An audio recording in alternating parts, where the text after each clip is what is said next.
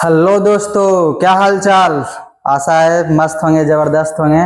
Welcome bell to my favourite सा channel the nation grip. आज आपको पता होगा या तो नहीं, अगर पता होगा तो हम फर्स्ट टाइम आज फुल्ली नोटिफिकेशन और जो हम जैसा कि हम शॉर्ट नोटिफिकेशन में आपको बता दिए थे आरआरबी एनटीपीसी का, आज हम फुल्ली नोटिफिकेशन लेके आए हैं। रेलवे में ने भी जारी कर दिया है। उसमें हम आपको बताए थे कि थोड़ा सा मेडिकल फिटनेस के बारे में आपको जानकारी हम दे देंगे। उसी को लेके हम आज आए हैं दोस्तों। तो डायरेक्ट सरकारी रिजल्ट से ही आपको बता देते हैं।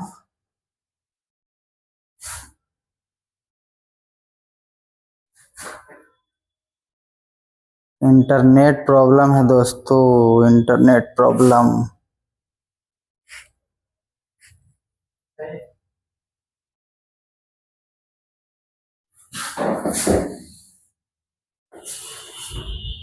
चलिए सरकारी रिजल्ट को विजिट किया जाए।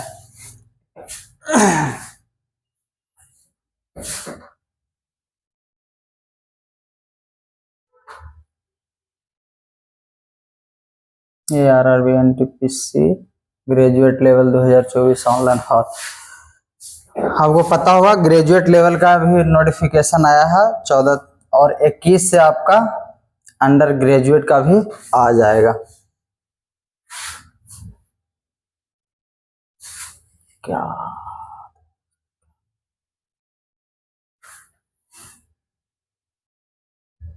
शॉर्ट ऐड आ रहा है, ऐड आ रहा है, ऐड आ रहा है।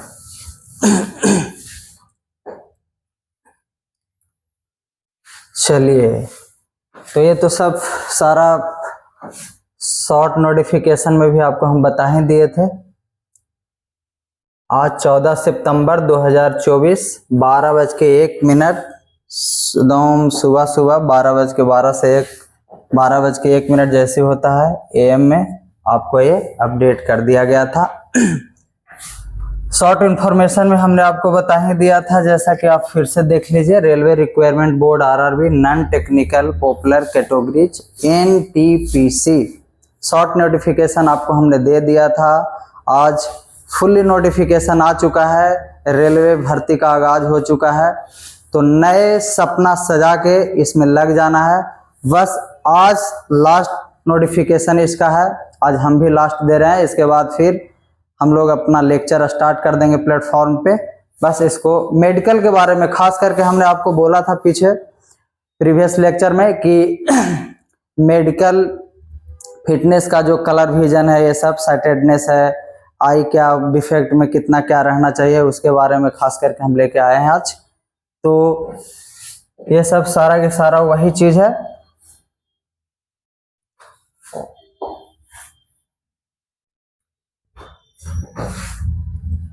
ये सारा कितना फीस लगना है, कैसे, एज लिमिट 1836, 18 वर्ष minimum age, maximum age 36 years, under graduate में 33 ईयर्स है मैक्सिमम एज। ये सारा पोस्ट जैसा कि आपने देख चुका है हर जगह से नोटिफिकेशन हमने भी आपको प्रीवियस शॉर्ट नोटिफिकेशन में डाल दिया है।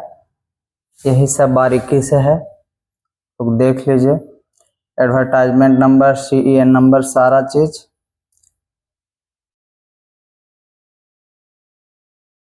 Download notification.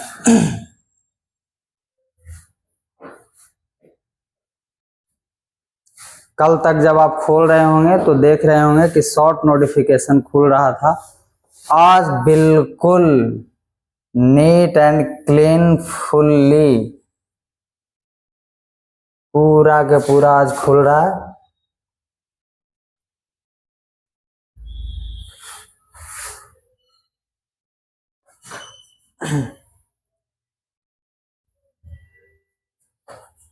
ये सब कंटेंट्स में है, इसको आप एक बार देख लीजिए।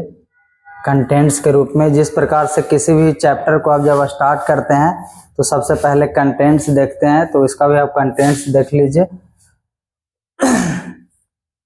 Details of vacancies at a glance, important instructions, online registration and submission of application. Important instructions में एग्जामिनेशन प्रोसेसेस क्या है, कैसे होगा, डिटेल्ड CEN के बारे में पूरा डिटेल्स, जनरल इंस्ट्रक्शंस, वैकेंसीज कितना आया, कितना वैकेंसीज के लिए कौन सा पोस्ट है, मेडिकल स्टैंडर्ड्स ऑफ पोस्ट, ये खास करके आज हम इस पे फोकस करेंगे।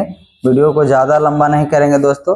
फिर नेशनलिटी, सिटीजन, एज लिमिट, जैसा कि आपको पता है एज लिमिट के बारे में हमने आपको प्रीवियस लेक्चर में भी बता दिया है। एजुकेशनल क्वालिफिकेशन, एग्जामिनेशन फी, वर्टिकल रिजर्वेशन और हॉरिजेंटल रिजर्वेशन, इस पे थोड़ी सी बात आती है। वर्टिकल रिजर्वेशन ये अपने अपने कोटा के अनुसार आपको दिया जाता है। SC ST OBC के, ये खास करके SC ST और OBC वालों के लिए ये वर्टिकल रिजर्वेशन होता है। हॉरिजेंटल रिजर्वेशन EWS वाले ये सब के लिए होता है। फिर उसके बाद फिर PWD और ट्रांसजेंडर के लिए रिजर्वेशन की अलग अलग सुविधा की गई है ये सब। फिर एक्स सर्विसमैन के लिए भी ये रिजर्वेशन आता है। Persons with benchmark disability PWD जिसको कहते हैं, no objection certificate NOC for serving employees. Recruitment process, normalisation of mark, किस प्रकार से नॉर्मलाइजेशन करके आपको मार्क्स रिजल्ट आपको दिया जाएगा। जिस प्रकार से आप रेलवे में देखे हैं, प्रीवियस ईयर में भी ग्रुप D वगैरह में। हाउ टू अप्लाई, कैसे हम अप्लाई करें उसको हमने आपको बता दिया है। Steps to submit online application, modification of application, invalid application या रिजेक्शन, हॉल टिकट जिसको हम एडमिट कार्ड कहते हैं, hall ticket as a admit card, admit card. सारा प्रोसेस होने के बाद जब आप फाइनल सबमिट मार देते हैं फॉर्म को, उसके बाद 2-3 महीना के बाद जब भी आयोग का होता है तो वो हॉल टिकट परमिट करते हैं। Verification of original documents and format of certificates, impersonation या suppression of facts warning, miscellaneous, बहुत सारे और भी चीज जो भी होगा। Details of various RRBs and their website address are indicated below. तरह तरह के जोन के लिए आप अलग अलग वेबसाइट दिए गए हैं, उस पर आप विजिट करेंगे जहां के आप हैं। एब्रीविएशन यूज्ड इन CEN, सावधानियां बरतना है CEN के, और फिर उसके बाद वार्निंग कुछ दिया गया है। और आगे नेक्स्ट पेज पे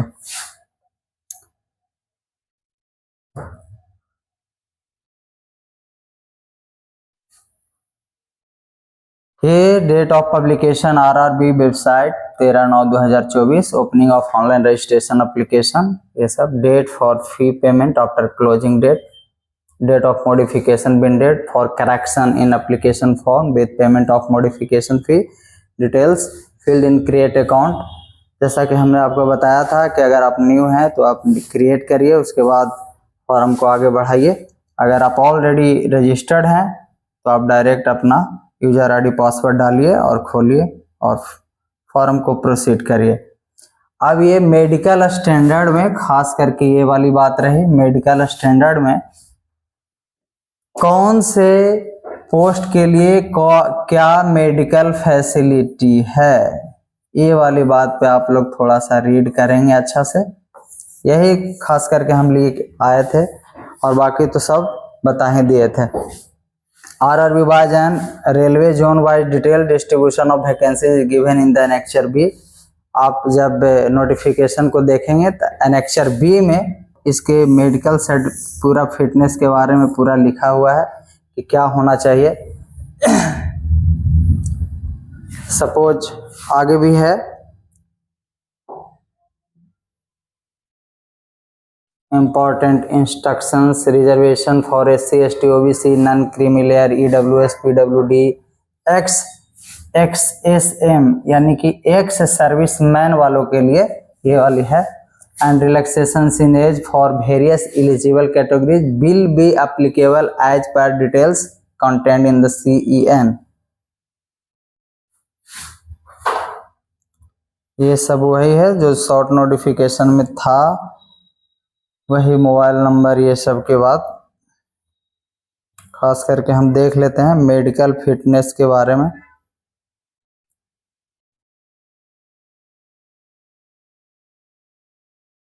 हाँ, ये वाली बात नहीं बताया थे पिछले टाइम, लिखा हुआ है short listing of various stages RRB wise short listing of candidates for second CBT stage, यानी कि सीबीटी 2 के लिए shall be done at the rate of 15 times of the vacancies।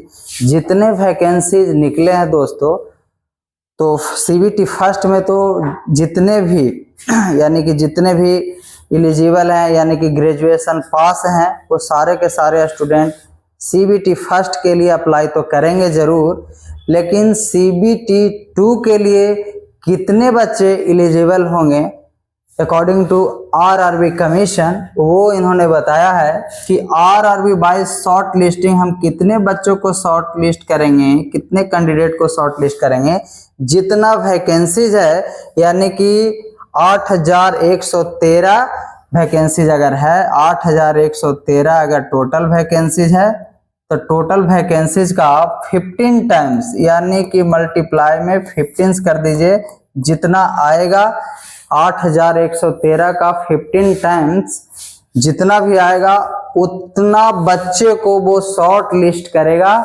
CBT 2 के लिए। यानी कि सीबीटी 2 में आपको बच्चे भीड़ भाड़ खत्म हो जाएंगे, जो बच्चे क्वालिफाई करेंगे सीबीटी फर्स्ट वही बच्चे सीबीटी 2 के लिए जाएंगे। फिर है the shortlisting for computer based aptitude test. Computer based aptitude test यानी कि CBAT, इसको हम साइको के नाम से भी जानते हैं कि हम साइको, रेलवे में जैसा कि आप जानते होंगे, उसी को computer based aptitude test and typing skill, जिस पोस्ट के लिए टाइपिंग की रिक्वायरमेंट है उसको आपको टाइपिंग के रूप में लिया जाएगा। Test shall be to the extent of 8 times the vacancies. ये सब बच्चे कितने वैकेंसीज का 8 गुना, यानी कि ये सब यानी कि CBAT या टाइपिंग स्किल के लिए total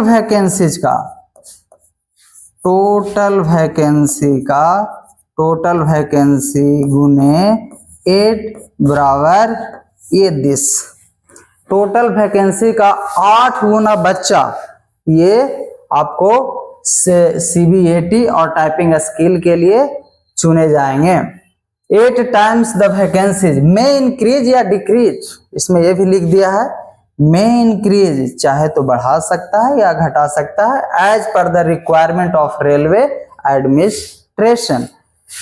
Based on the merit of the candidates in the second stage CBT, when a candidate is qualified in first stage CBT and shortlisted for subsequent stages OBC, SC, ST, EWS, PWBD, he या सी, लड़का हो या लड़की, will continue to the considered as OBC, SC, ST, EWS, PWBD respectively in all subsequent stages। सभी सामान्य रूप से first stage में रहेंगे, इसमें किसी प्रकार का कोई नहीं होगा। जिस प्रकार से SC, ST का रिजर्वेशन है, OBC का रिजर्वेशन है, EWS का रिजर्वेशन है, उसी प्रकार से CBT फर्स्ट में क्वालिफाई करके CBT 2 के लिए भेजा जाएगा। इसमें किसी प्रकार का कोई छेड़छाड़ नहीं किया जाएगा। आप आत्मविश्वास के साथ बने रहे, रेलवे इस प्रकार का कोई धोखाधड़ी आपके साथ नहीं करने वाली। आपका जो हक है रेलवे भी आपको देगी, बस बने रहिए और पढ़ते रहिए, आपका हक कोई नहीं काटने वाला। निगेटिव मार्किंग, जैसा कि आपको 1/3 निगेटिव मार्किंग है, यहाँ पे विशेष ध्यान देंगे। 1/3 negative marking is one of the most negative marking, इससे हाईएस्ट कोई निगेटिव मार्किंग एग्जाम में है नहीं दोस्तों। 1/4 होता है, ये सब होता है, 1/5 होता है, लेकिन ये 1/3 यानी 1/3 यानी कि 33.33, इतना मार्क्स आपको, एक क्वेश्चन आपने अगर गलत किया तो आपका इतना मार्क्स खत्म। कहने का मतलब है कि अगर हमको एकदम बिल्कुल स्ट्रेट वे में अगर हम आपको बताएं तो 3 in 1, अगर आपने 3 मिस्टेक किया, अगर आपने 3 मिस्टेक किया यानी कि -1 आपका हो गया सही वाला में से, यानी कि -1 आपका हो गया -1 इन स्कोर। आपका जो स्कोर आ रहा था उसमें 1 नंबर का कटौती हो गया।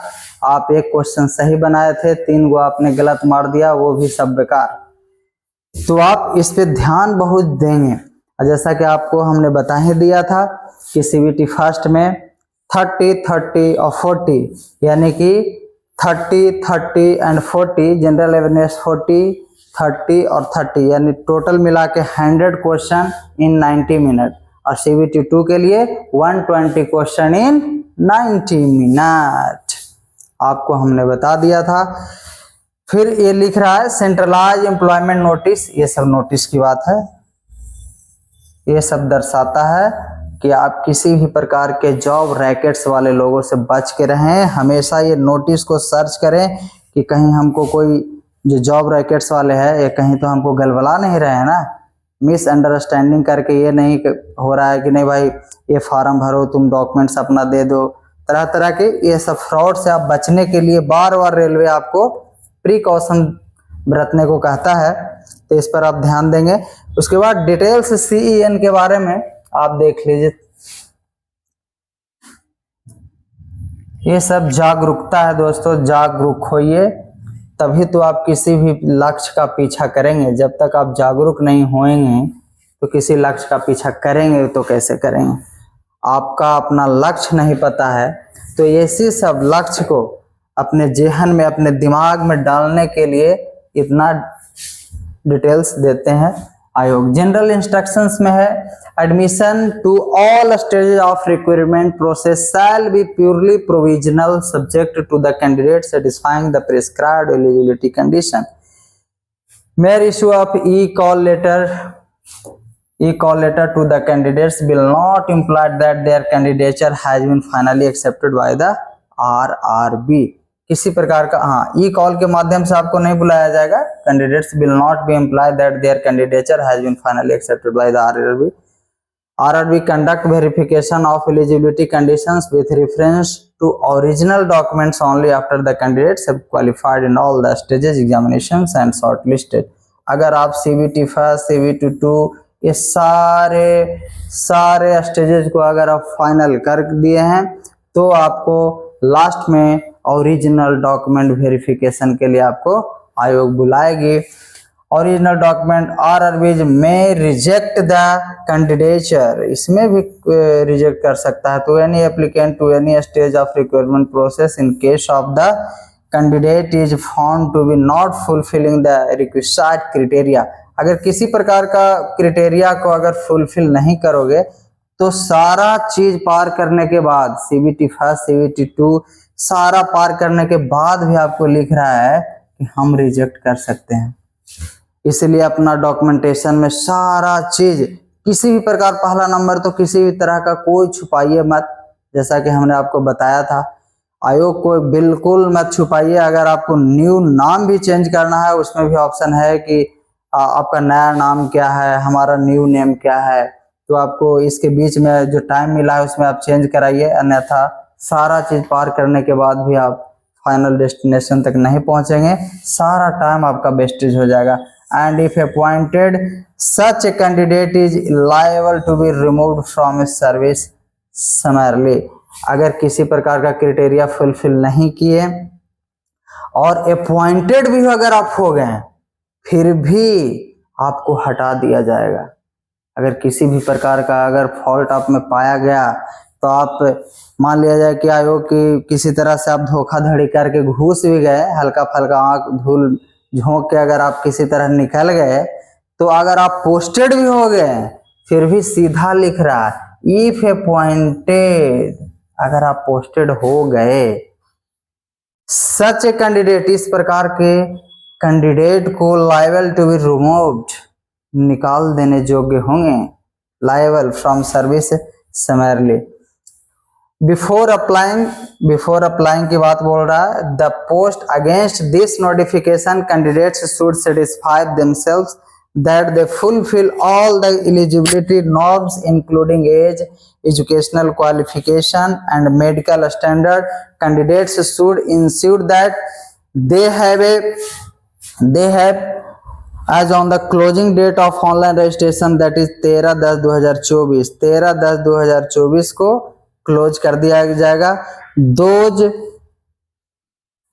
Those awaiting results of the final examination for the prescribed qualifications are not eligible and hence should not apply. Applications of candidates who are attempted to apply with minor changes of information and facts to more than one RRB multiply application to and further examination of RRB and RRC. ये सब general miscellaneous की बात कर रहा है. चलिए applications of candidates who are attempting. चलिए हम मेडिकल वाला पे मेन रूप से थोड़ा सा आपको बता दें. वर्टिकल रिजर्वेशन, हॉरिजॉन्टल रिजर्वेशन तो बता ही दिया आपको. Free class railway pass SC ST candidates only. Free sleeper class railway passes admission. हाँ, रेलवे पास के बाद थोड़ा सा देख लीजिए जो चीज बताने लायक है. अगर आपका सेंटर कहीं गया, आउट ऑफ स्टेट भी जा सकता है, तो free sleeper class railway pass is admissible to SC ST candidates. SC ST candidates आपको किसी भी प्रकार का पैसा वैसा रेलवे में आपको जाने का नहीं लगेगा. एडमिट कार्ड के साथ ही आपको साथ साथ में पास भी इशू कर दिया जाएगा. उसको भी आप प्रिंट आउट निकाल के जाएंगे. अगर टिकट चेकर अगर आएंगे उनको आप दिखा दीजिए, बस आप फ्री से ट्रेवल करिए. SC ST candidates who wish to avail free travel authority will have to indicate yes in the relevant column in the online application and upload valid caste certificate.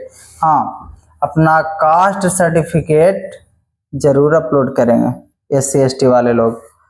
For such candidates, free sleeper class railway pass will be part of e-call letter when they are called for various stages of recruitment process. CBT, computer based aptitude test, typing skill test, सब के लिए, सारे के लिए CBT हो गया, उसके लिए भी आपको स्लीपर पास उपलब्ध. Computer based aptitude test CBAT यानी कि साइको, जिसको हमने आपको बताया साइको टेस्ट, इसके लिए भी आपको, टाइपिंग स्किल के लिए, इसके लिए भी आपको, सब के लिए आपको बताया जाएगा. आपको पास दिया जाएगा. Typing skill test, document verification ETC, सब के लिए जहां भी आपको जाना पड़े फ्री एकदम अवेलेबल है आपका travelling. As per the details furnished and uploaded in online. Furnished, जो भी आपका डिटेल्स दिया गया है साफ सुथरे ढंग से अपलोड किया गया online application. It is the responsibility of the candidates availing free travel authority to give the correct name of the railway station in online application, failing which their travel authority may not be valid for travel and obtaining reservation. अगर हाँ, ये responsibility student के बनता है कि अपना सही नाम सही एडमिट कार्ड के साथ ही पास का यूज करें, अन्यथा ये नहीं कि किसी प्रकार से एडिट करके अपना चेंज करके उसके पास पे हम भी जा रहे हैं. अगर आप पकड़े गए तो आपके रेलवे आयोग के अनुसार आपको पनिश किया जा सकता है. You will be punishable. At the time of obtaining reservation and traveling, the reservation clerk and या ticket checking staff will ask for the original SC ST community certificate. जिस समय रेलवे में आप ट्रेवल कर रहे होंगे उस समय आपको टिकट चेकिंग स्टाफ जो आएंगे या तो रिजर्वेशन क्लर्क आएंगे, वो आपको डिमांड कर सकते हैं SC ST कम्युनिटी सर्टिफिकेट और original SC ST community certificate का डिमांड कर सकते हैं for the verification of genuine, कि सही आप हैं कि जेन्युइन है कि फेक है. इसके लिए of the candidate any attempt to misuse this travelling authority shall lead to rejection of candidature at any stage of the recruitment process and department of the future examination conducted by the RRB. सीधे बोल रहा है कि किसी प्रकार का अगर आप मिसयूज करते हैं, किसी भी प्रकार का मिसयूज करते हैं, आपको कैंडिडेचर को रद्द किया जा सकता है, रिजेक्शन किया जा सकता है आप डिवाइडेड निकाल भी दिए जा सकते हैं फॉर फ्यूचर एग्जामिनेशन के लिए।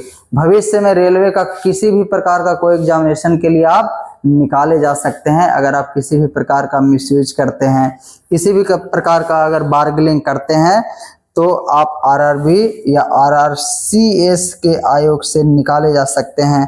RRB reserve the right to incorporate any subsequent changes या notification additions in the terms and conditions of recruitment under this CEN and ये सब बता रहा। जनरल मिसलेनियस चीजें हैं, मिनिस्ट्रीज या डिपार्टमेंट की बात है, PSCs and private organisation. RRB may share with the consent of the candidates of a scores obtained by them in RRB exams with other ministries या department, PSCs, private organization for recruitment in their organization. Candidates may give their consent for the same या otherwise while filling the online application। General miscellaneous की बात बोल रहा। Vacancies की बात आपको पता ही चल गया था कि the post parameters, qualification, medical standard and suitability of the post for PWD of various posts are included in the CEN annexure A में आप देख सकते हैं। आप भी अच्छे से रीड कर सकते हैं, उसका PDF डाउनलोड करके आप देख सकते हैं। नोटिफिकेशन डाउन annexure 1 में आप, फिर annexure B में आप रेलवे या unit post wise vacancies for the all notified post including reservation of vacancies SC ST OBC non creamy layer EWS x serviceman and PWBD। Ex serviceman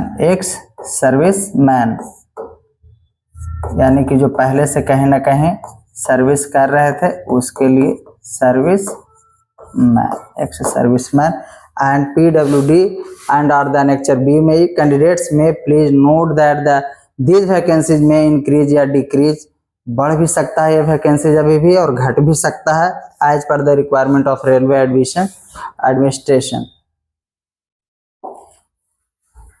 ये सब general instructions है।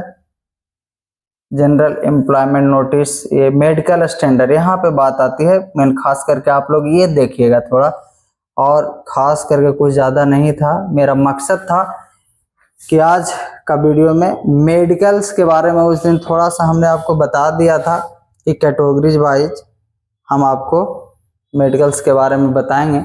Medical standard for the post, candidate called for document verification will have to pass requisite medical fitness test conducted by the railway administration to ensure that candidates are medically fit to carry out the duties connected with post opted by them. Visual acuity standard is one of the important criteria of medical fitness of railway staff. The medical standards are outlined below.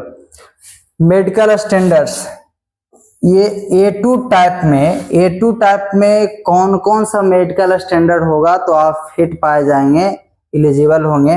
तो district vision, आंख है आपको 6/9 without glasses, या तो 6/9 है या तो 6/9 without glasses है, ग्लास के साथ या without glasses. No fogging test, अगर ये रहा तो आपको फॉगिंग टेस्ट नहीं किया जाएगा। फॉगिंग टेस्ट एक प्रक्रिया है जिसमें हाई एफिशिएंसी के लेंस को एक आंख में फॉगिंग प्रोसेस करके दूसरे को अच्छा से ऑब्जर्वेशन करता है और देखते हैं कि इनमें किसी भी प्रकार का कोई डिफेक्ट तो नहीं है, आई डिफेक्ट तो नहीं है। तो 6/9, अब बात आती है 6/9 अगर जब लिखा हुआ होता है 6/9, तो 6/9 का मतलब है ऊपर जो हमारा लिखा हुआ है 6, ये आप जो आदमी चेक करने के लिए गए हैं वो उनका है ना, वो उनका है ये वाला। और ये 9 ये नॉर्मल का है, ये नॉर्मल का है। कहने का मतलब है कि अगर हम कोई नॉर्मल आदमी है तो वो जिस चीज को, किसी भी चीज को, जिस वस्तु को एक सामान्य व्यक्ति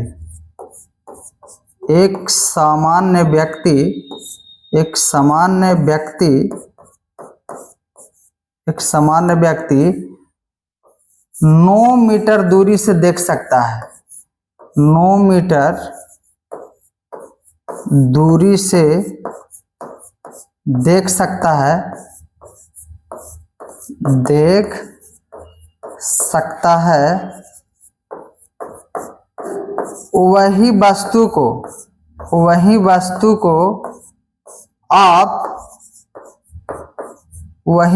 को आप 6 मीटर की दूरी से देख रहे हैं। 6 मीटर की दूरी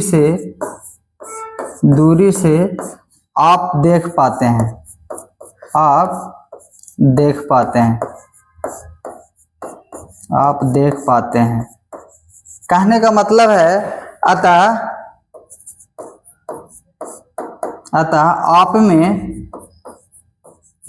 आप में सामान्य से कुछ डिफेक्ट है, आप में कुछ थोड़ा दृष्टि दोष है ना, दृष्टि दोष यानी डिफेक्ट ऑफ विजन है, डिफेक्ट ऑफ विजन है, डिफेक्ट ऑफ विजन है आप में। कहने का मतलब ये है हमारा, जो हम परीक्षण के लिए गए हैं, जो वाली दूरी को हम देख रहे हैं, और ये जो है नीचे जो है ये सामान्य मनुष्य का आंख है। यानी कि जिस वस्तु को एक सामान्य आदमी 9 मीटर की दूरी से, जैसे हम यहाँ हैं और कोई वस्तु 9 मीटर दूरी पे है, उसको हम देख रहे हैं तो हम अच्छा से देख दे रहे हैं। और आप जो है, जो आप कैंडिडेट हैं, सारा चीज CVT फर्स्ट, CVT 2 सारा चीज आप पास कर लिए हैं, और आपको परीक्षण के लिए आप जाइएगा मेडिकल फिटनेस के लिए, तो आपको भी यहाँ खड़ा कराया जाएगा। कहा कि हमारा आंख एकदम बिल्कुल सही है, एकदम बिल्कुल टेस्टेड है। उसके बाद फिर हम 9 मीटर दूर से किसी वस्तु को हम बहुत अच्छा से देख रहे हैं, और उसको अगर कोई लिखा हुआ है तो हम अच्छा से पढ़ रहे हैं, और वही आपको जो टेस्ट के लिए आपको बुलाया गया, हमारे सामने आपको खड़ा कर दिया जाए, तो आपको बोलेगा 9 मीटर दूर वस्तु को देखो कैसा दिख रहा है, तो आप बोलेगा कि नहीं थोड़ा सा डार्क दिख रहा है या धुंधला दिख रहा है। तो कहने का मतलब है, फिर आगे बढ़ाएगा, फिर कैसा दिख रहा है, तो नहीं दिख रहा है, फिर आगे बढ़ाएगा। ऐसे करते करते 6 मीटर की दूरी पर अगर आपको ले जाएगा, तो आप बताइएगा कि हाँ सर अब सही दिख रहा है, तब वहां से वो पकड़ लेगा कि इनको में है डिफेक्ट ऑफ विजन है इनमें। इसी को यहाँ पे 6/9 किया गया है कि एक सामान्य मनुष्य जो चीज को देख रहा है उसको आप नहीं देख पा रहे हैं, उसी को वो ये डिफेक्ट के रूप में चेक करता है। खास करके रेलवे एक ऐसा डिपार्टमेंट है जिसमें आंख का बहुत बड़ा रोल होता है, बहुत बड़ा, one of the most factor in this railway department. और फिर देखिए, फिर आप फिजिकली फिट होने के लिए नियर विजन यानी कि ASN 0.6, 0.6 विदाउट ग्लासेज, आप सबसे नजदीक 0.6 सेंटीमीटर भी अगर आपके सामने, 0.6 मीटर भी आपके सामने अगर ला रहा है, इतना नजदीक भी, तो आप उस चीज को देख रहे हैं कि नहीं देख रहे हैं, वो भी देखना चाहता है। ये नहीं कि सिर्फ दूर वाला टेस्ट कर दिया तो भाई सही पाया गया, लेकिन नजदीक वाला कौन देखेगा? कहीं ना कहीं नजदीक भी, बहुत नजदीक आ गया, बत्ती जल रहा है, आपको किसी भी प्रकार का अगर कोई दिक्कत हुआ, उसमें बहुत सारे एक्सीडेंट भी हो सकते हैं। तो ये सब चीज में कलर विजन बहुत जरूरी है दोस्तों। तो यही कि आप near sightedness, ASN near sightedness, नजदीक से नजदीक वस्तु को आप सही में देख पाते हो, क्लियर विजन कर पाते हो कि नहीं कर पाते हो। And must pass test for colour vision. Colour vision भी आपको बहुत, कलर कोडिंग भी आपको बहुत, कि आपको ग्रीन है तो ग्रीन दिख रहा है कि नहीं, ग्रीन है तो ऐसा तो नहीं है कि आपको वो दिख रहा है, रेड दिख रहा है, रेड है तो आपको येलो दिख रहा है, नहीं। How to distinguish your colour, एकदम परफेक्टली डिस्टिंग्विश करने आना चाहिए कलर के बारे में। फिर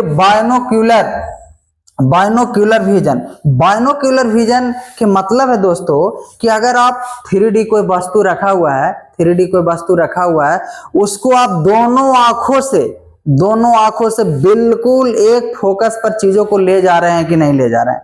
बिल्कुल हम यहाँ पे खड़ी हैं, हमारा दोनों आंख बिल्कुल एकदम ऐसे स्ट्रेट में है। उसके बाद दोनों आंख से सामान्य रूप में यहां से किरण निकल के और आपको एक फोकस पे जा रहा है कि नहीं, that is the binocular vision.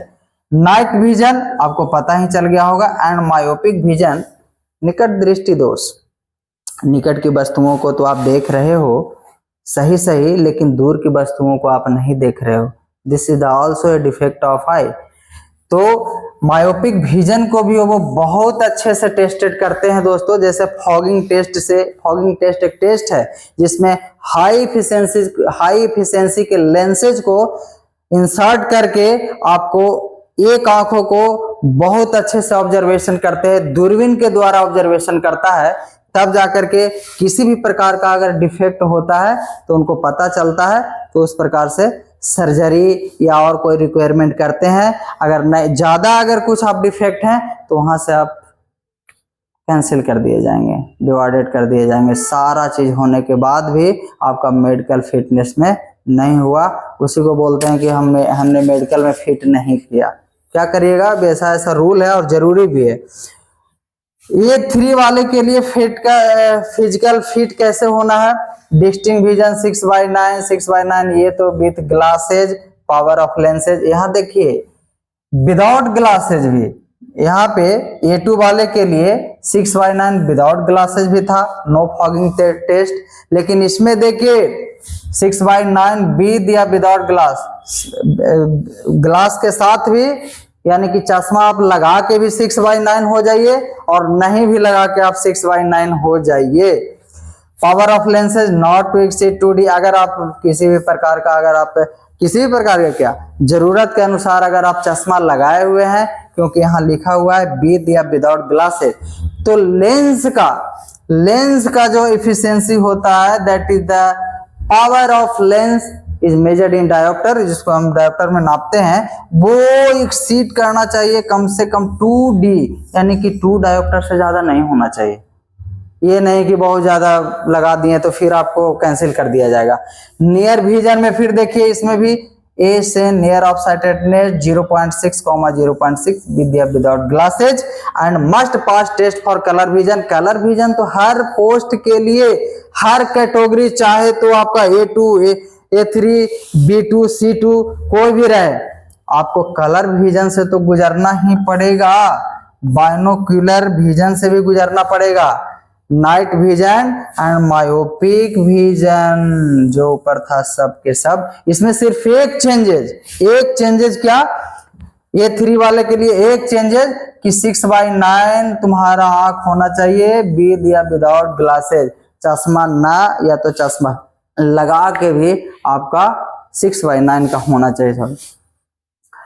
फिर है देखिए B2 वाले के लिए physically fit in all respects, distance vision 6/9, 6/12 with या without glasses, power of lenses not to exceed. इसमें देखिए B2 वाले के पोस्ट के अनुसार से थोड़ा सा छूट दे दिया जाता है।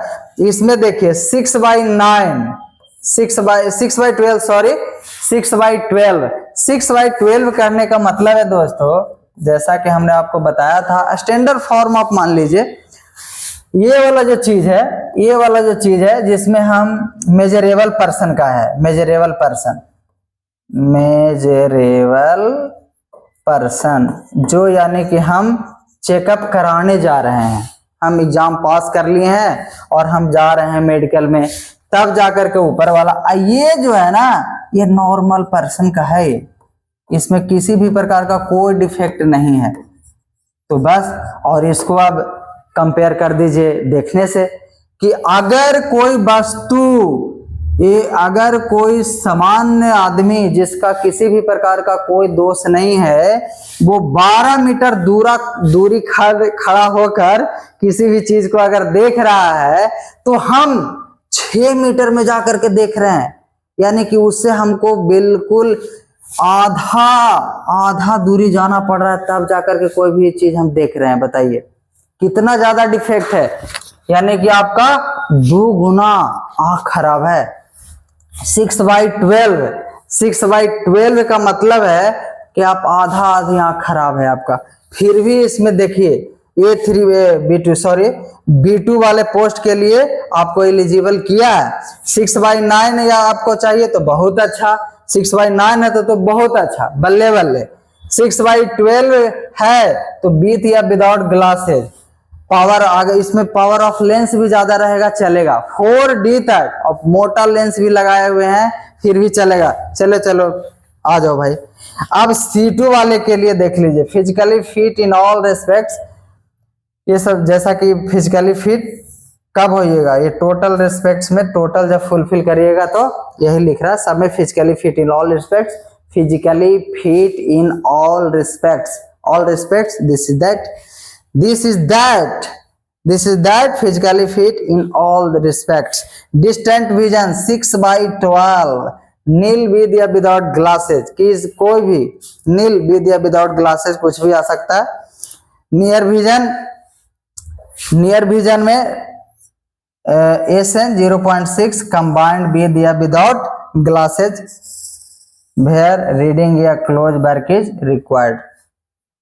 किसी इसमें तो और छूट है, किसी भी प्रकार का ग्लासेज आप ग्लास के साथ भी हैं या विदाउट ग्लासेज हैं, जहां आप पढ़ रहे हैं या क्लोज वर्क कर रहे हैं, किसी भी प्रकार का है रिक्वायरमेंट के अनुसार।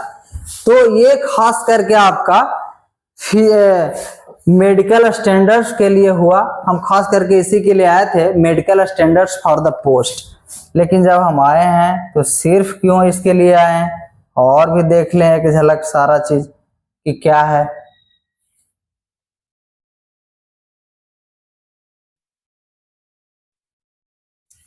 Medical standards are indicative and not exhaustive and apply to candidates in general. The candidates are advised to read Chapter 5 of Indian Railway Medical Manual.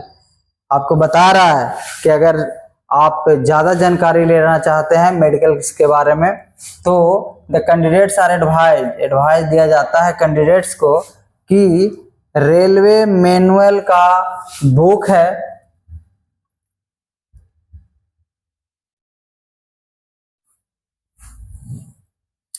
Railway board health directed एक बुक है, उसमें जाकर के आप पढ़िए। Candidates who have undergone LASIK surgery या any other surgery procedure to correct refractory error are not eligible for the post having medical standard A2 A3 in this CEN में जैसा दिया गया है। इसको ज्यादा अगर आपको मेडिकल में किसी प्रकार का कोई परेशानी दिक्कत है तो इस पे जाकर के आप पढ़िए।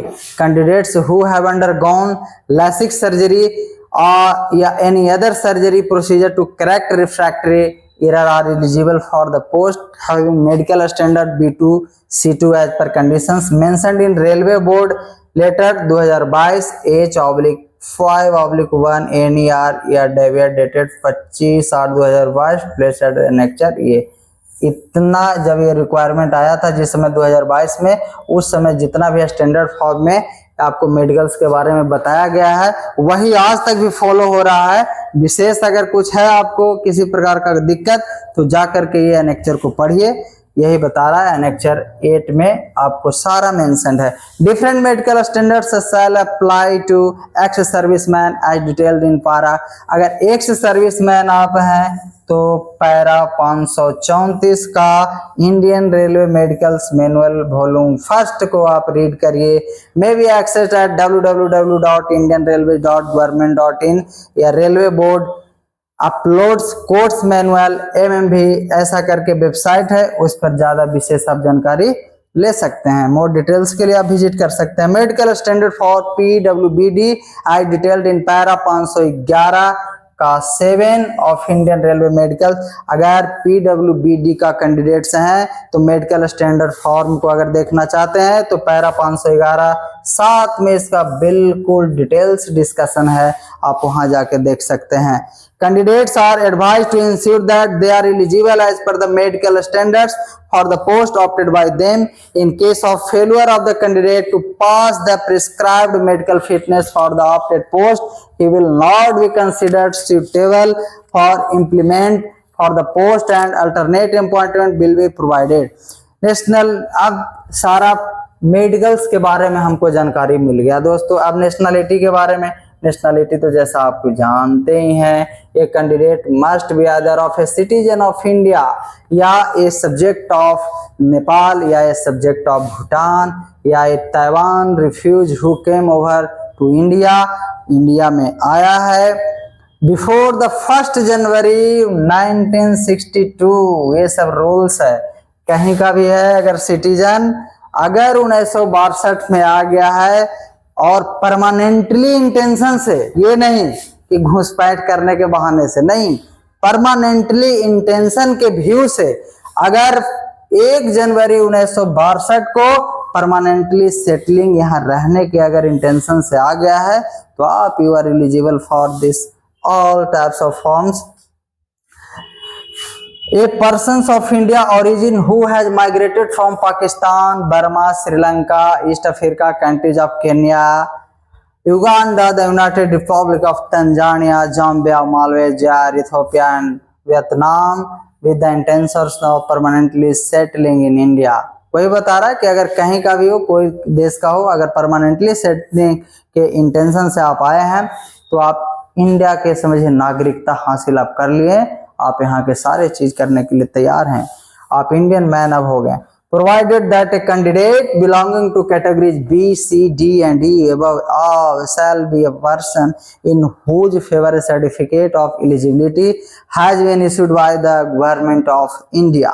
A candidate in whose case a certificate of eligibility is necessary may be admitted to the examination, but the offer of appointment may be given only after the necessary eligibility certificate has been issued to him by the government of India।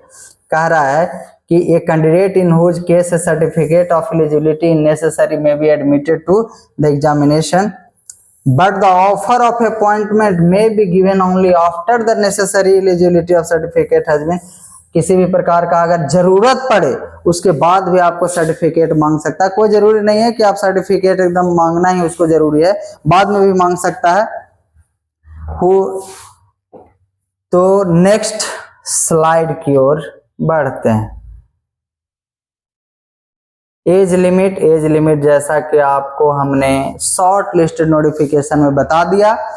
The lower and upper age limit, the lower and upper age limit indicated for the post in the vacancy table will be recognised as soon 1/1/2025।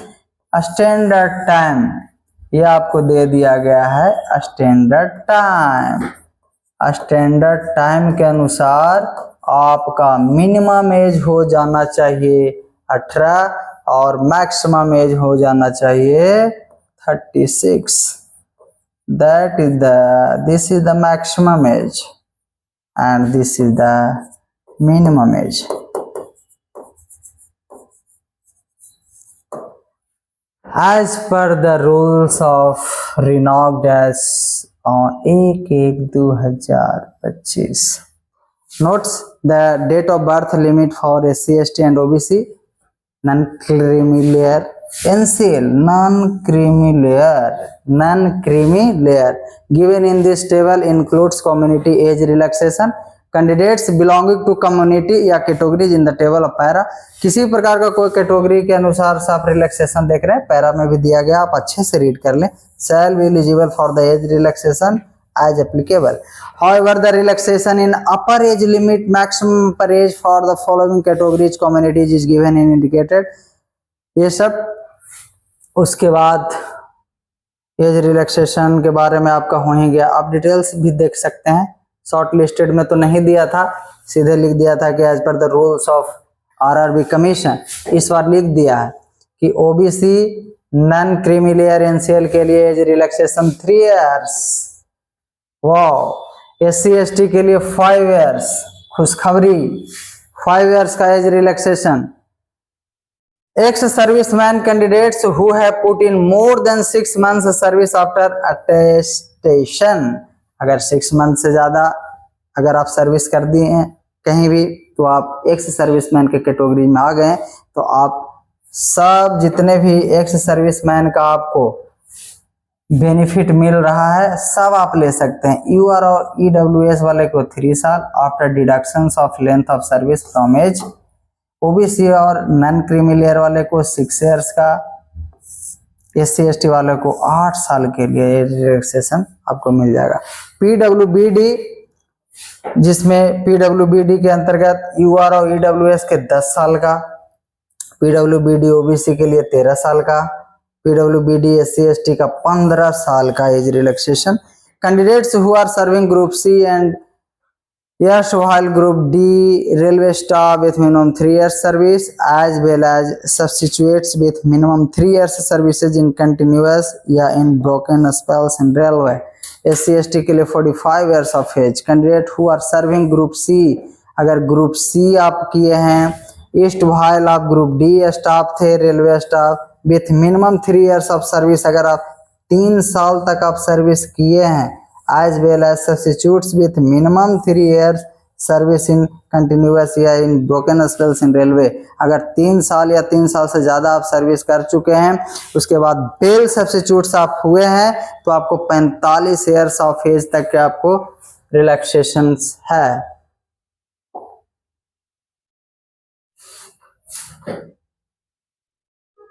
Candidates who are working in quasi-administrative offices of the railway organizations such as railway के canteens में अगर आप काम किए हैं, cooperative societies में किए हैं एंड इंस्टीट्यूट्स में किए हैं, उसके लिए भी categories wise up to the length of service, कितना दिन तक आप सर्विस किए हैं यही लिखता है। Up to the length of the service का मतलब है कि जब तक कितना दिन तक आप सर्विस किए हैं उसी के अनुसार से आपका एज रिलैक्सेशन है। रिटेंडेंट या 5 years whichever is less. इसके बाद ओबीसी एनसीएल वाले के लिए है up to the length of service rendered 5 years whichever is less. SC/ST वालों के लिए है 5 years, सबके लिए same. Women candidates who are widowed या divorced या judicially separated from husband from not retired, जो विधवा हो चुकी हैं, डाइवोर्स्ड हैं, जुडिशियली सेपरेटेड हो चुके हैं, कोई कानूनी के द्वारा दोनों में अलग हो गए हैं, पति पत्नी वो अलग हो गए हैं, उनके लिए बट नॉट मैरिड, रीमैरिड, अलग हो गए हैं लेकिन रीमैरिड आप नहीं किए हैं तो ये मिलेगा एज रिलैक्सेशन आपको। अगर आप मैरिज कर लिए हैं तो फिर आपका पीछे का क्या हुआ कोई पता नहीं, आप मैरिज लाइफ बिता रहे हो। अगर रीमैरिड नहीं है, सीधे लिखा है बट नॉट रीमैरिड, तो उसके लिए जनरल और EWS के लिए 35 ईयर्स ऑफ एज तक के है, 38 ईयर्स ऑफ एज तक आप कर सकते हैं, इस जॉब को अप्लाई कर सकते हैं। SC/ST वाले को 40 साल एज तक के अप्लाई कर सकते हैं। यानी कि हर कंडीशन में गवर्नमेंट कहीं ना कहीं रिलैक्सेशन तो दे ही रही है दोस्तों। Note, relaxation of 3 years in age beyond the prescribed age limit as one time measure due to the COVID-19। ये बार बार लिख रहा है कि एक बार हमने क्या किया था, 3 years का एज रिलैक्सेशन, जिस समय COVID-19 का पेंडेमिक था, उसको हमने एडेड इन एवं मैक्सिमम एज लिमिट, उसको हमने यहाँ पर भी जितना से जितना ज्यादा हो सके हमने एज लिमिट को कर दिया है। चलिए, no age relaxation is allowed to SC/ST OBC non creamy layer candidates applying against unreserved vacancies.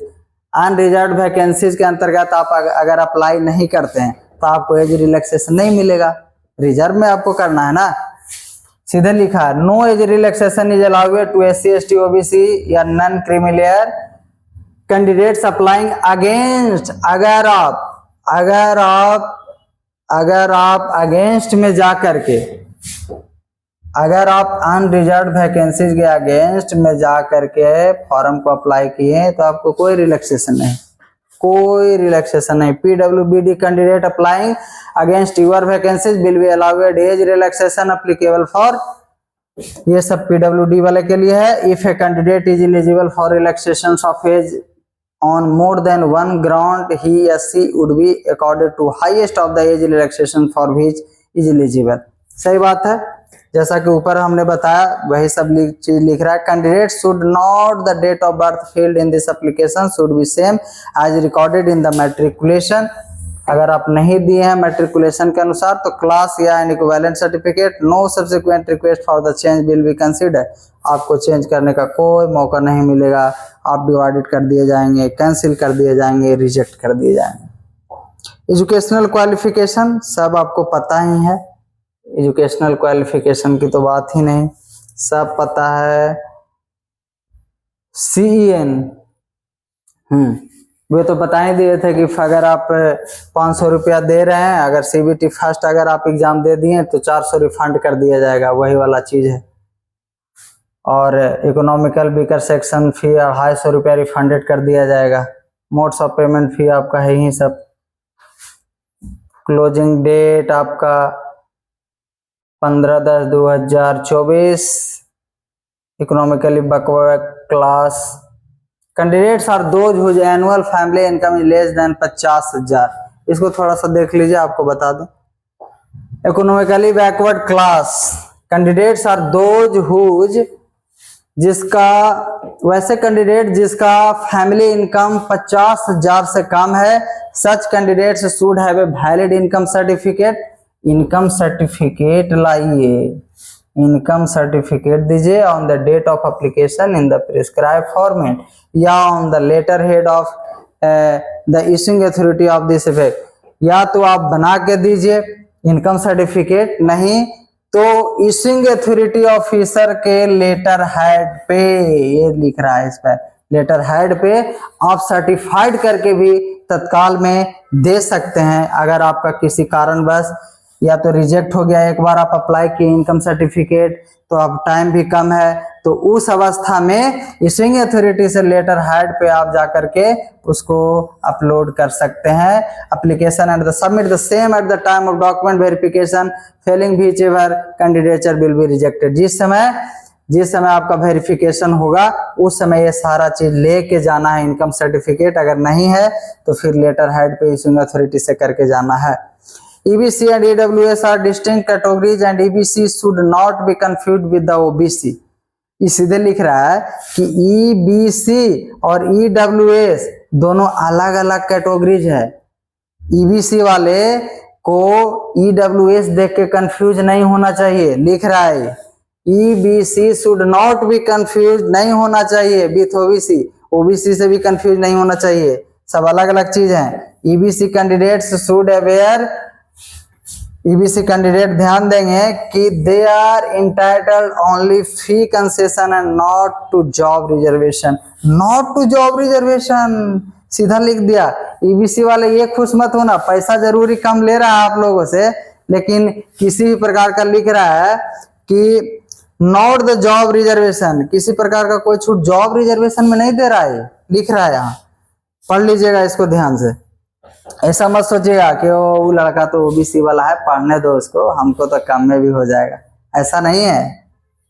In case of online payment debit card, credit card, net banking and UPI से कर सकते हैं। The candidate should be confirm, ये सब चीजें बता चुके हैं, ज्यादा टाइम नहीं लेना।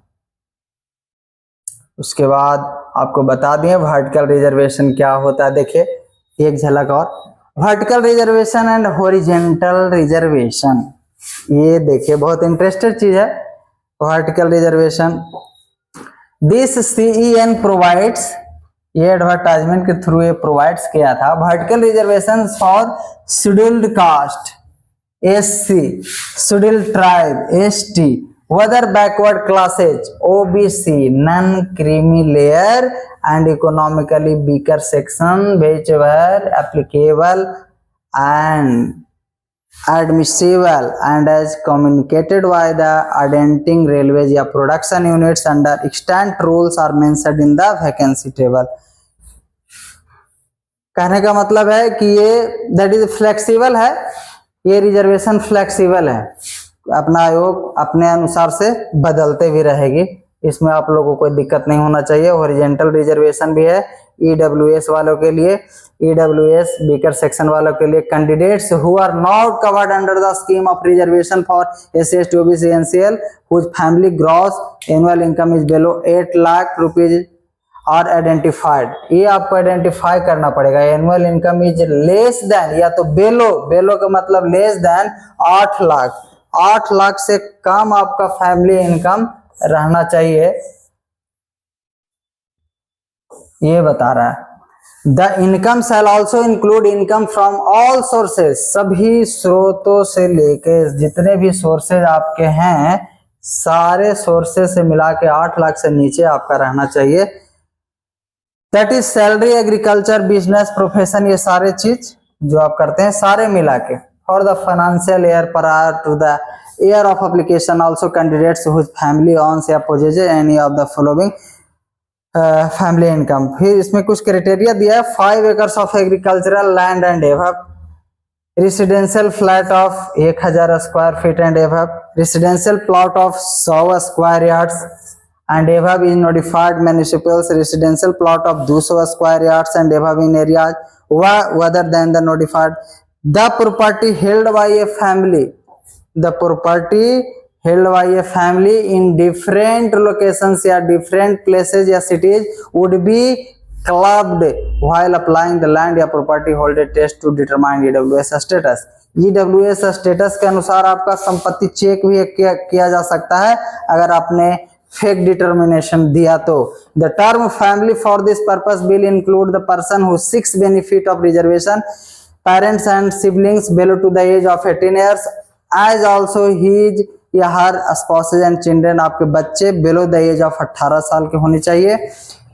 ये सब टर्म्स एंड कंडीशन दिया है फॉर ईडब्ल्यूएस वाले के लिए, ईडब्ल्यूएस वाले के लिए दिया है। अगर ज्यादा कुछ विशेष है तो एनेक्चर 2 में आप देख सकते हैं। डिस्ट्रिक्ट मजिस्ट्रेट, रजिस्ट्रल, ये सब। Horizontal reservation, horizontal reservation, horizontal reservation अब लास्ट होने वाला है। This UN provides for horizontal reservation x serviceman के लिए and separate serviceman and persons with benchmark disabilities, वैसे बच्चे जो कि PWBD बेंचमार्क में आते हैं, irrespective of their community. Vacancies for ex-servicemen and PWBD were given in the vacancy table are not separate but all included in the total number of vacancies. यही सब ex-servicemen candidates may also apply against regular vacancy. Against regular vacancies के अगर करता है apply तो without separate earmarked X vacancies even for this post they are eligible for age relaxation and fee exceptions applicable for। अगर regular vacancies आ रहे हैं उसमें अगर कोई भी एक्स सर्विस मैन के भरते हैं उनको एज रिलैक्सेशन भी मिलेगा, फी में भी आपको बेनिफिट मिल जाएगा। यही सब टर्म्स एंड कंडीशंस है एक्स सर्विसमैन के बारे में। The term ex serviceman means A person who has served in any rank, किसी भी रैंक पे अगर पहले जॉब कर चुके हैं, वेदर एज ए कंपार्टमेंट या non compartment, in the regular army है, नेवी में है, एयरफोर्स में है, ऑफ द इंडियन यूनियन में किसी प्रकार के कोई जॉब में है, किसी भी रैंक पे हो, but does not include a person who has served in the defence security corps, the general reserve engineering force, the Lok Sahayak Sena and paramilitary forces and who other has been retired या relieved, retired हो गए हैं या तो अपने मन से वो जॉब को छोड़े हैं या डिस्चार्ज कर दिए गए हैं from such service whether at his या her on request for being relieved by the employer after earning his या her person pension, who has been relieved from such service a medical grounds attributed to the military service या circumstances beyond his control and awarded medical या for the other disability pension, who has been released from such a service as a result of reduction in establishment। ये सारे terms and condition ex serviceman के बारे में दिए हुए हैं। Personal army postal service are part of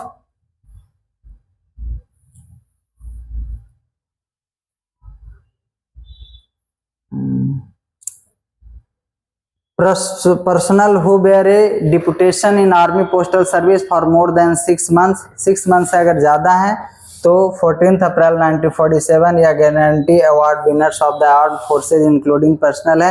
ये सारे जितने भी हैं एक्स सर्विसमैन के अंतर्गत आते हैं, ये एलिजिबल हैं। सारे एज रिलैक्सेशन से लेकर के फीस रिलैक्सेशन के लिए सारे ये एलिजिबल हैं। यही बेंचमार्क्स डिसेबिलिटीज के बारे में फिर बताया गया है।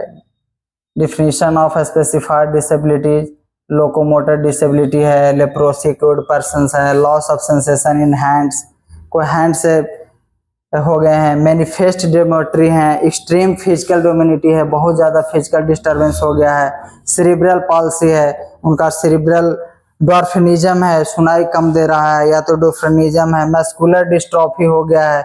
ये सब के सब आपको पीडब्ल्यूबीडी के अंतर्गत आ जाता है। किसी भी प्रकार का विजुअल इम्पार्टमेंट है, blindness means a condition where a person has any of the following conditions after best correction, total absence of sight, कुछ नहीं दिखता है या तो कुछ दिखता है, कुछ लिमिटेड दिखता है, लो विजन है, विजुअल एक्यूटी है, ये सारे के सारे आपको दिए गए हैं। इनको अच्छे से ढंग से एक बार पढ़ेंगे, आपको नॉलेज ही आएगा। बिल्कुल टोटल साइंस का है। ब्लड डिसऑर्डर देखिए, ब्लड डिसऑर्डर में अगर किसी का हेमोफीलिया हो चुका है, थैलेसीमिया हुआ है, हेमोफीलिया यानी इनहेरिटेंस डिजीज है ये सब, और ये थैलेसीमिया इनहेरिटेंस डिसऑर्डर है, sickle cell anaemia means haemolytic disorder है, multiple disability, more than one above specialised disability, degree of benchmark, ये सब के सब सारे के सारे आपको दिए गए हैं, इनको आप पढ़ें। बाकी जो मेन सारे चीजें जो थी आपको बता दिया गया है। नो ऑब्जेक्शन सर्टिफिकेट वही है जिसको आप एनओसी बोलते हैं। रिक्रूटमेंट प्रोसेस आपको सब बता ही दिया गया था। जहां तक के first test computer based test की बात है तो कॉमन फॉर 90 मिनट का टाइम दिया गया है, 40 जनरल अवेयरनेस के question, 30 mathematics, general intelligence and reasoning के 30 क्वेश्चन, और टोटल क्वेश्चन 100 इन 90 मिनट्स में आपको सोल्व करने हैं। उसके बाद आपको सब बता दिए कि कितने कैंडिडेट्स CBT सेकंड के लिए वैकेंसी का 15 गुना आपको CBT 2 के लिए शॉर्ट लिस्टेड किए जाएंगे। उसके बाद आपका साइको के लिए 8 गुना किया जाएगा। यही सब सारा चीज अब दिया गया है, अब कुछ रहा नहीं। जनरल अवेयरनेस में अब नंबर सिस्टम, इसका थोड़ा सा बस 5 मिनट का समय आप लोग का और लेंगे। Number system, decimal fractions, LCM, ACF, ratio and proportion, percentage, mensuration, time and work, time and distance, simple and compound interest, profit and loss, simple and compound interest. ये रेलवे के लिए थोड़ा सा अच्छा टफ क्वेश्चन में से आएगा। ऐसा मत सोच के जाइएगा कि इसमें से बिल्कुल एकदम एंदी पेंदी बीकर सेक्शन से पूछेगा, नहीं, इसमें थोड़ा सा टफ क्वेश्चन बना देगा सिंपल एंड कंपाउंड इंटरेस्ट से। कहा कि प्रीवियस ईयर में हमने देखा है कि थोड़ा सा टफ क्वेश्चन इससे बनाता है। Profit and loss, elementary algebra, geometry and trigonometry, elementary statics. General intelligence and reasoning की बात है, analogies, completion of number and alphabetical series, ये सब ठीक है। आपका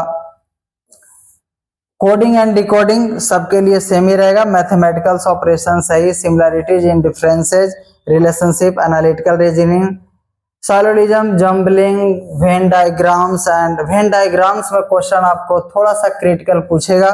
puzzle, data sufficiency, statement conclusion, हम आपको प्रीवियस लेक्चर में भी बताए थे कि स्टेटमेंट कंक्लूजन में लैंग्वेज से आपको क्वेश्चन को फंसाएगा।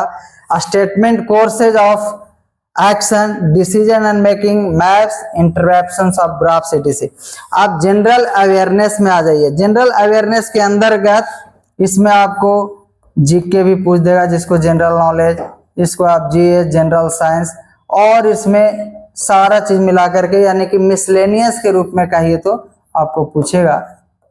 मिसलेनियस के रूप में सारा मिला के इसमें आपको क्वेश्चन को पूछ देगा। Current events of national and international importance, current events, क्या करंट घटनाएं घट रही है अपने नेशनल और इंटरनेशनल के बीच में। गेम्स एंड स्पोर्ट्स से भी क्वेश्चन पूछ देगा इसमें। Art and culture of India, क्या कला है, क्या संस्कृति है भारत का, उसमें भी आपको क्वेश्चन पूछेगा। इंडियन लिटरेचर के बारे में पूछ देगा। Monuments and places of India, स्मारक, भारत के जगह जगह प्लेसेस कौन से हैं, स्मारक कौन से हैं। General science and life science, ये general science and life science up to 10th CBSE। अगर आपको अच्छा से सही में फॉलो करना है, साइंस में खास करके लिख दिया अप टू 10th CBSE, यही सिलेबस को आप फॉलो कर लीजिए, आपको बहुत अच्छा। हालांकि हम लोग ESE लेवल का इसी लेवल का सारा क्वेश्चन लेके आएंगे और थ्योरी भी इसी लेवल का लेके आएंगे, बिल्कुल कहीं ऊंचा नहीं लेके जाएंगे हम। History of India and freedom struggle, physical social and economic geography of India and world, Indian polity and governance, constitutions and political system, general scientific and technological developments including space and nuclear programme. सारा चीज देखिए, जिसको हम science tech nuclear space के बारे में पढ़ते हैं, ये सारा के सारा UN and other important world organization, जितने भी वर्ल्ड ऑर्गेनाइजेशन है, environmental issues concerning India and world at large, basics of computers, देखिए कंप्यूटर्स के बारे में भी एंड कंप्यूटर्स एप्लीकेशन के बारे में भी दे दिया गया। इसीलिए यहाँ पे जनरल अवेयरनेस लिखा कि सारा चीज हम कितना जोड़े उसमें कि कंप्यूटर कोर्स, ये कोर्स, जनरल अवेयरनेस के अंतर्गत सारा चीज को दे दिया। Common abbreviation, transport systems in India, Indian economy, famous personalities of India and world, flagship government programme, flora and fauna of India, important government and public sector organizations of India etc. Minimum percentage of marks for eligibility in various categories, UR के लिए 40%, EWS के लिए 40%, OBC non creamy लिए 30%, SC 30%, ST 25%. These percentage of marks for eligible may be relaxed by 2 marks of PWD. PWD candidate के लिए ये सारे percentage से 2 नंबर रिलैक्स में दिया जा सकता है, 2 नंबर का रिलैक्सेशन मिलेगा। अब second stage computer based test के लिए आप देख लीजिए, इसमें टाइम तो बस वही रहेगा, टाइम तो बस 90 मिनट ही रहेगा, लेकिन क्वेश्चन को बढ़ा के कर दिया गया है ज्यादा। टाइम सेम, टाइम क्या रहेगा, same, time same. General awareness 50 कर दिया गया है 40 के जगह पे। मैथमेटिक्स में भी 5 बढ़ा दिया गया 35, जनरल इंटेलिजेंस एंड रीजनिंग में भी 5 बढ़ा दिया गया, टोटल क्वेश्चन 120 और नंबर ऑफ मार्क्स भी 120। इसमें है क्या कि 90 मिनट के अंदर में 120 क्वेश्चन आपको सोल्व करने हैं। थोड़ा सा आपको विजुअलाइज करके क्वेश्चन को पढ़ना है, टाइम मैनेजमेंट के साथ एक्यूरेसी पर ध्यान रखते हुए आगे बढ़ना है। द एग्जामिनेशन ड्यूरेशन भी 120 minutes for eligible PWBD candidates accommodate with scribe.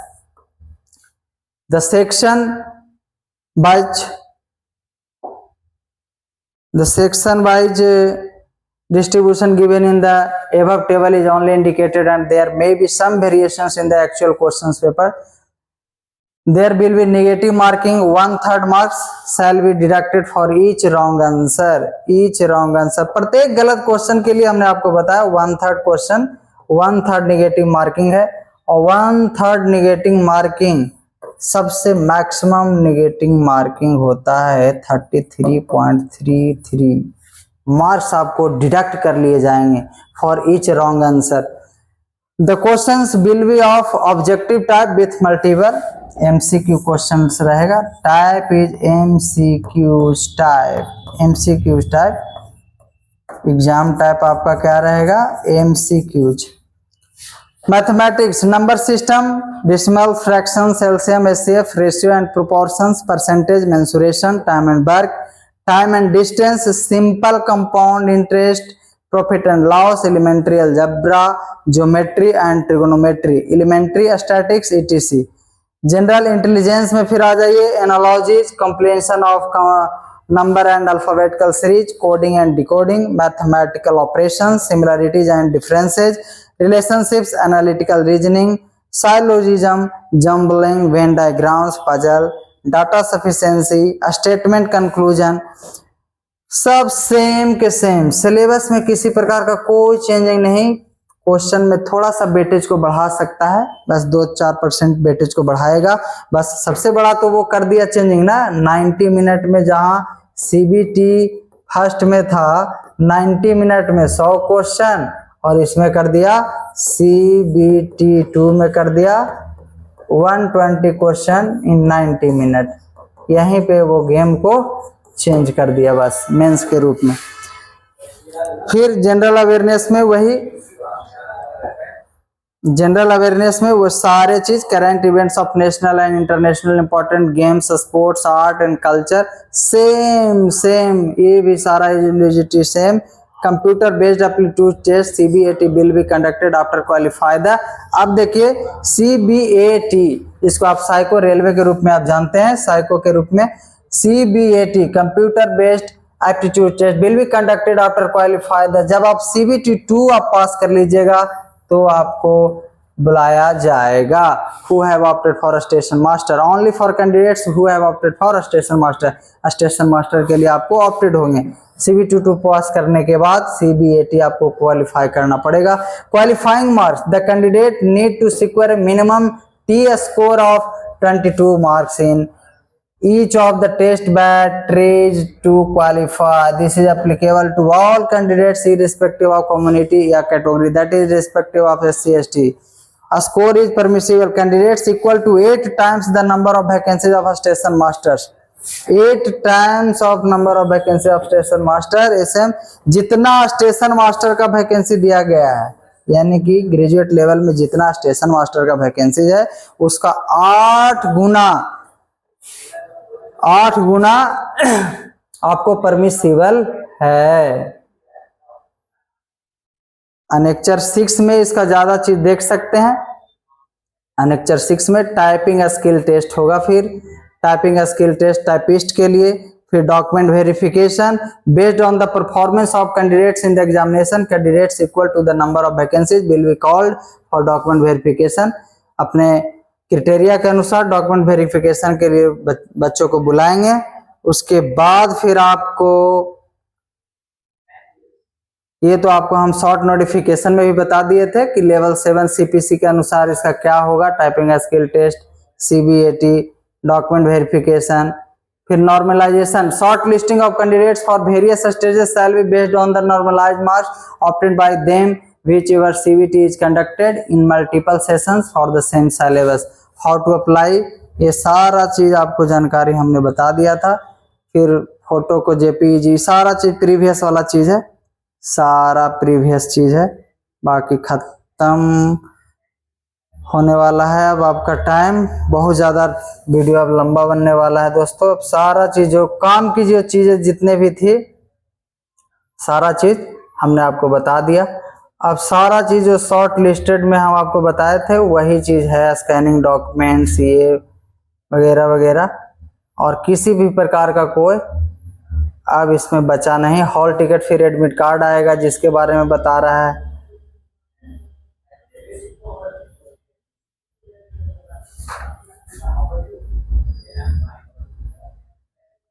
ये भिन्न भिन्न अपना जोन का वेबसाइट दे दिया है। उसके बाद रिलैक्सेशन में भी बता दिया है कौन कौन सा क्या है, एब्रीविएशन के अंदर में CEN, इसको आप रीड कर लीजिएगा। UR मतलब क्या होता है, SC ये बताया है बस, SC schedule caste, UR unreserved, HI hearing impaired, OD other disability, LD locomotor disability, जो मेडिकल में था पीछे लिखा हुआ उसी का थोड़ा सा बता दिया कि VI का मतलब आप समझ नहीं रहे तो visual impaired, LD locomotor disability, MD multiple disability, BHI backward hearing, यही सब, B blind, D deaf, HH head of hearing, LC leprosy Quad, one arm, ये सब चीजों के बाद ये सारे चीज वार्निंग लास्ट में आ गया। बस वार्निंग के साथ बिवेयर हो जाइए, beware of touts and job rackets trying to deceive by false promises of securing job in railway either through influence या by use of unfair of unethical means. किसी भी प्रकार का कोई अनएथिकल चीजों से आप कांटेक्ट ना करें, ना जॉब रॉकेट्स, ना किसी भी प्रकार के कोई ऐरा गैरा आदमी से कि भाई हम आपको जॉब करवा देंगे, किसी भी प्रकार का किसी आपको नहीं जुड़ना है। डायरेक्ट आप रेगुलर वैकेंसी RRB NTPC का जो आया है उससे आप कनेक्ट करें, हम आपको अवेयर हमेशा करते रहेंगे। और आज फाइनल नोटिफिकेशन RRB का हम आज खत्म कर चुके हैं। अब हम आगे का जो भी कुछ क्यूरी आपको रहेगा कमेंट बॉक्स में आप बताइएगा, हम आपका जवाब आपको जरूर देंगे। इसी के साथ अब लास्ट करते हैं क्यूरी, जब candidates are advise to visit only the official website, बार बार रेलवे कह रहा है कि ऑफिशियल वेबसाइट पर अगर हमको विजिट करते रहिए। किसी भी प्रकार का कोई इंफॉर्मेशन होगा तो आप हमेशा भी हमारे चैनल को सब्सक्राइब करिए, शेयर करिए और जुड़े रहिए हमारे द नेशन ग्रिप के साथ। आपको तहे दिल से शुक्रिया जुड़े रहने के लिए। Thank you so much.